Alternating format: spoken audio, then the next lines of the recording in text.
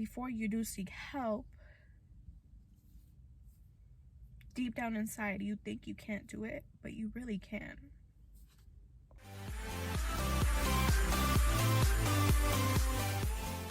Hi guys, welcome back to my channel. If you're new, my name is Kayla.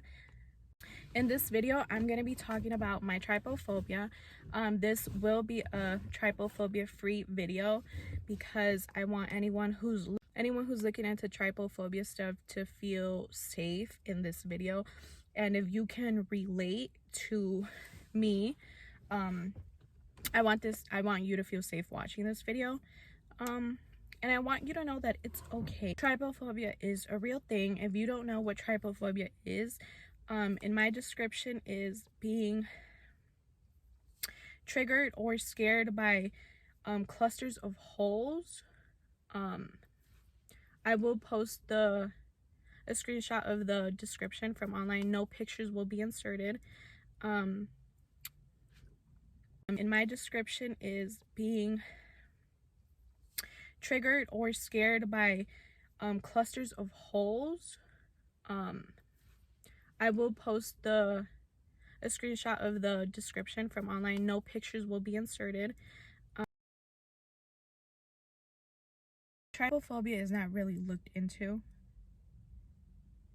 I guess it's not taken very too serious, but it is serious for us that have it. And only we who have trypophobia understand what it feels like to go through this. And I understand you. The reason why I made this video is because trypophobia has been affecting my life for about 4 or 5 years. I don't really remember when the first time I got triggered was, but I could remember some things that affected me and made me uncomfortable. I remember my mom once bought my little sister a teething strawberry pacifier. And she brought it. She's like, hey, I got this for the baby. And I was like, okay, please get that away from me, because it was something that made me uncomfortable. The way that it triggers me is that when I see all these clusters of holes, I feel like they're all over me. And when I say all over, I mean all over my eyeballs, my tongue, just everywhere. And the way that I react is I get really bad panic attacks. Like to the point where I'm shaking, my chest feels really tight, I feel like I can't breathe, and I start crying really bad. I want you to know that trypophobia is a real thing. I understand, which really sucks, that it's not really looked into or why it happens. I have an answer as to why it happens, which is what my therapist said. And if you have trypophobia, it's okay. You will be okay.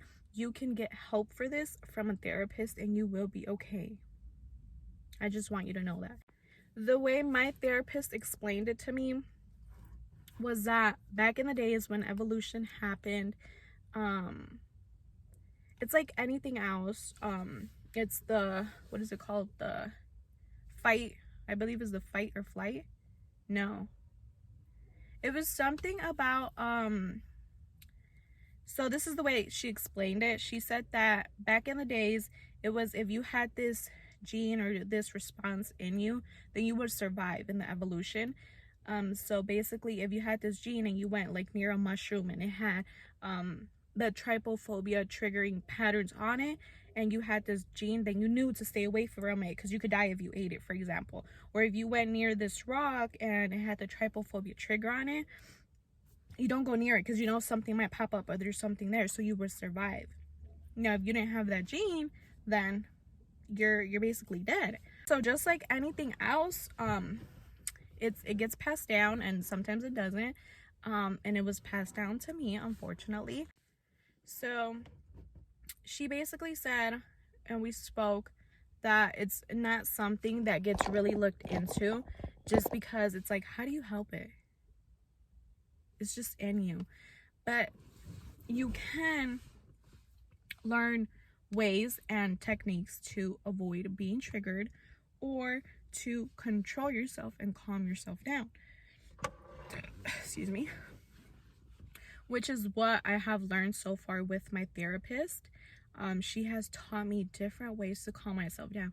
For example, when I have something that triggers me nearby, well, I just go like, I'm okay. I stare at myself. I'm like, my body is whole. I am okay.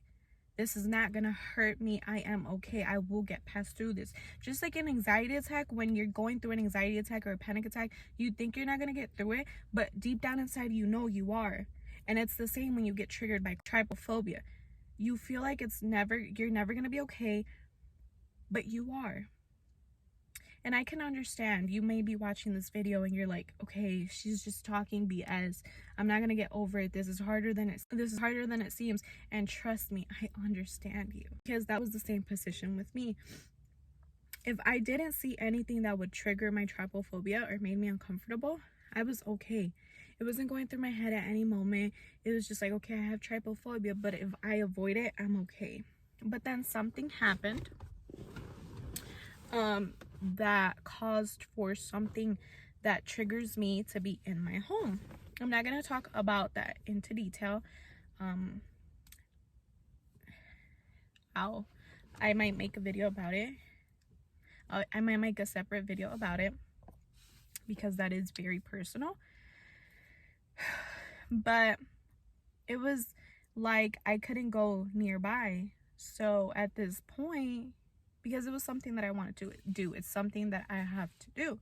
So at this point, my mom made my appointment. I was like, I'm okay. I don't want to go to a mental hospital, because I thought that's what was going to happen.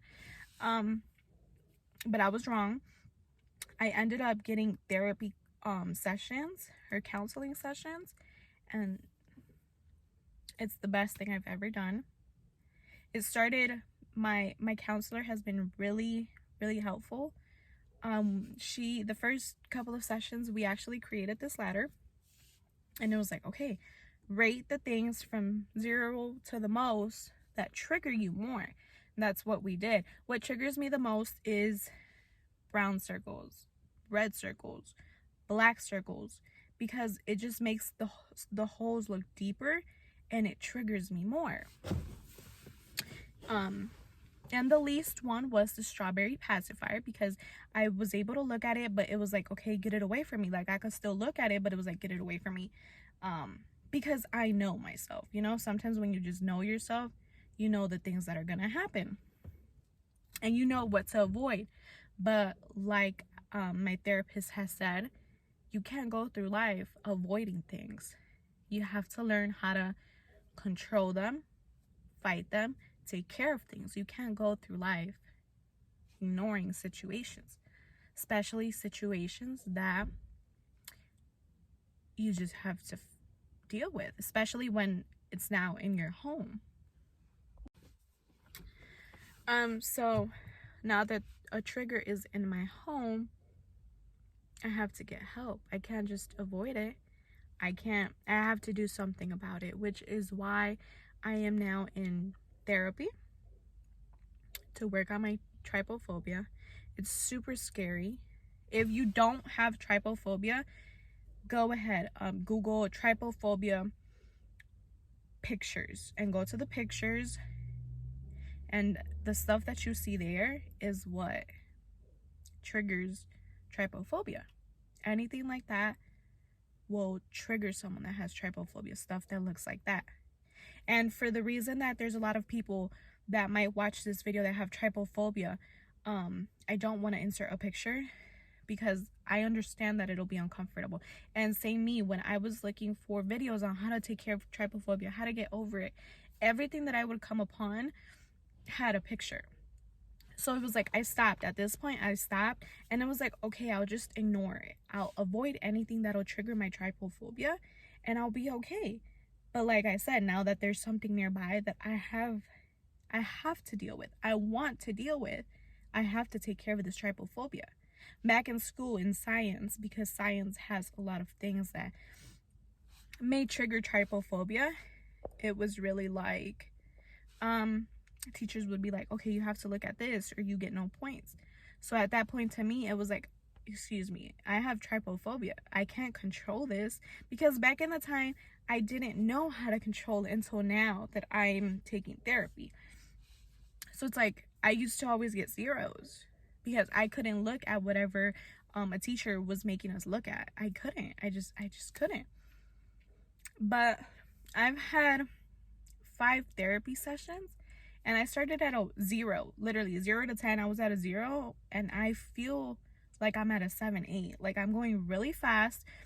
And if you do seek help, don't feel rushed. Take your time, because if you're in your head telling your therapist, okay, yeah, I'm good, I'm getting over it, but you're really not, you're really just lying to yourself. And that's with anything. If you tell a person, yeah, I'm over it, or I'm getting through it, I'm okay, you're really just lying to yourself if you're not being honest. And then when something like that, you come upon something like that really triggers you, then it's like, okay, how are you going to handle it now if you were lying to yourself about being okay with it? Does that make sense? So it's like, seek help, because it makes things easier, and it makes you feel proud, because I feel super proud of myself at where I'm at. There's family members that are like, because there's an end goal that I'm to accomplish, and my family members are like, okay, just go for it, just do number 10. But deep down inside, I know I'm not ready yet. I'm not fully at the 10. I'm like at a 7. So I'm like, no, I'm not ready. You can't rush things, because if you rush things, you might try to take a step forward and you're going to end up 3 steps behind. So it's really all in your timeline. It's all in your time, and you have to do things when you're ready. You have to do things when you're ready. You can't do it when no one else wants you to do it. It's whenever you're ready, because then you'll be rushed, and being rushed isn't good, because deep down inside, you're not ready. So if you feel, please feel free to DM me if you have trypophobia. If you would like to discuss anything trypophobia related, email me, DM me. I am open to it. If you want to seek help, call a therapist. There's therapists everywhere, and just work on it. If you feel like you're ready to work on it, because trust me when I say I'm at a 7 and I feel really content with how I'm doing, and it makes me feel good, and I know I'm gonna feel great. Like, my therapist asked me, she's like, okay, well, you went like a step up, or a step two steps up. She's like, what's your reward? You should reward yourself. So I told her, my biggest reward is being able to overcome this phobia. That's my biggest reward, and being able to do my final goal, that's my biggest reward. There's nothing else that I could possibly reward myself. Like, that's honestly my only reward. It's okay. You'll be okay. If you seek help, you'll be okay. And I understand if you're like, okay, no, she's just saying BS. I'm never gonna be okay with it. And I understand that, because when I first it was like 2 months ago, 3 months ago, when I first reached out for help, like 2-3 days before I did, I was telling a friend, I was crying. I was like, I'm not gonna be able to do this.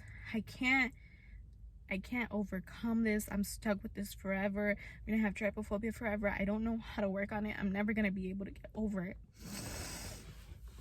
And this friend was like, take your time, but just know deep down inside that you're gonna be able to do it. But before you do seek help, deep down inside, you think you can't do it, but you really can. And now that I speak to my therapist about it, I tell her, I'm like, I feel really proud of myself where I'm at, whether it's a step 2, step 3, step 7, step 8, whatever it is, but you took that step to get help. You're taking a step by either going into your therapist's office or talking to them on the phone. You're taking that step. You're willing to get better. And I told her, like, I remember before I reached out, like, I I was telling people, I was telling my friend, I was telling my family, like, I don't feel like this is something that I'm gonna be able to work on or get over. Like, I'm stuck with this forever. What am I supposed to do? Because, and but now I tell her, like, now that I've been working on it and that I have therapy sessions, and I realized that I'm already at a step 7, it feels great. It feels great to look back and realize, wow, I thought I couldn't do it, but you know, I'm up here now. Does that make sense? And it just feels amazing. And I promise you, you will get better. If you seek help, you will get better. Or you'll learn to control it, at least. Because I've now encountered, ever since I started my therapy sessions, I've now encountered two or three triggers. One was with a broom, which has circle bumps all over it, and I can look at it, and I put a sock over it so I can still sweep. I know it's there, but it's not visible. But I still looked at it. I was still able to cover it, and you know, I worked through it. And there's other things, like the other day I went to the grocery store and I looked at like this thing where they put the tomatoes in like the underneath carpet so they won't slip down. Is like very triggering. And I looked at it and I looked away and I talked myself through it. I was like, I'm okay. I'll be okay. I'm okay. And I was over it. I didn't have no panic attack. And it feels good to be able to work on things and to realize how far you've come, or how far you've came. But yeah, that's my little rant for this video.